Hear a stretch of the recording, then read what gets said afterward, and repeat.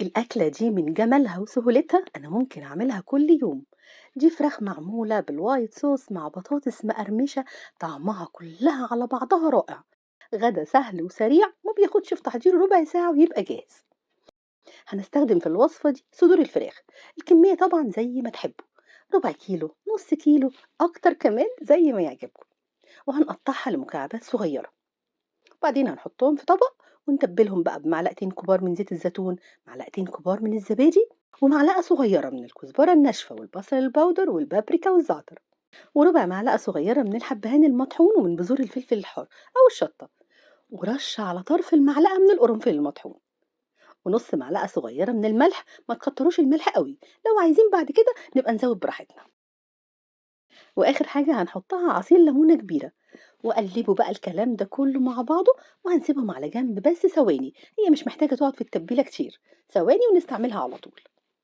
هنجيب بقى 4 أو 5 حبات من البطاطس لو كان حجمهم صغير، لكن لو البطاطس كبيرة هنستعمل 2 بس. وهنقطعهم مكعبات بالشكل ده كده، وبعدين بقى ممكن نقليهم في الزيت أو في الإير فراير زي ما يعجبكم. نحط عليهم شوية زيت زيتون وشوية ملح وزعتر، ونعملهم في الإير فراير أو نعملهم في الزيت. حطوا البطاطس في الزيت وهو دافي، ما تستنوش لما يسخن قوي، هتبقى مقرمشة أكتر. وما تقلقوش مش هتشرب زيت، يعني هنعملها بالطريقة دي والزيت دافي، بتطلع مقرمشة وحلوة قوي. وفي الوقت اللي البطاطس بتتحمر فيه هنسوي الفراخ، يعني هنعمل كله في نفس الوقت. في طاسة هنحط معلقة من السمنة البلدي، بتدي طعم حلو قوي للفراخ وهي بتتشوح. هنسيبها تسخن كويس وبعدين ننزل عليها بالفراخ. عايزينها تاخد صدمة عشان ما تنزلش ميتها، ده بقى بيخلي الفراخ تبقى طرية كده من جوه، ما تبقاش ناشفة.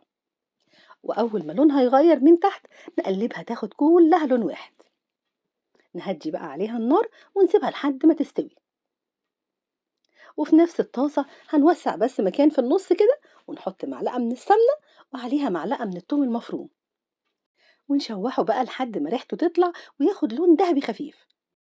وبعدين نحط عليه معلقة من صلصة الطماطم ونقلبها مع الثوم ثواني بس، ونرجع نقلب كله مع بعضه.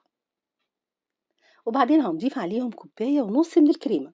ممكن تخلطوهم نص كريمة ونص لبن، أو ممكن تحطوهم لبن مع قشطة زي ما تحبوا.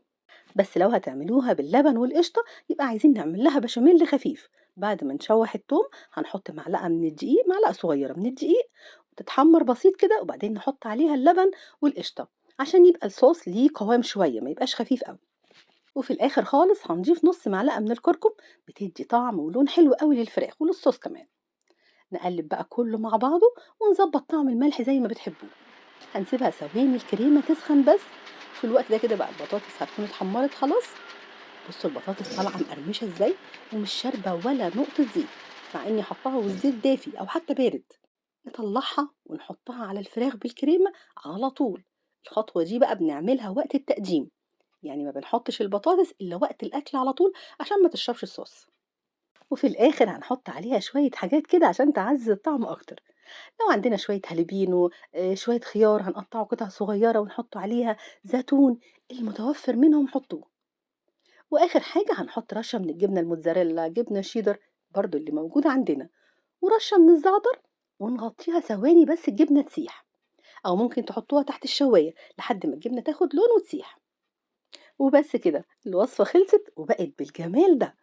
نقدمها بقى أو تتاكل لوحدها كده زي ما هي، أو مع شوية رز بسمتي، رز أبيض. طعمها بأي طريقة هناكلها بيه خطير. بجد لازم تجربوها، ومتأكدة إنها هتعجبكم جدا. وبألف هنا على قلوبكم مقدما. إذا عجبكم الفيديو ما تنسوش تعملوا له لايك وشير، وأشوفكم على خير.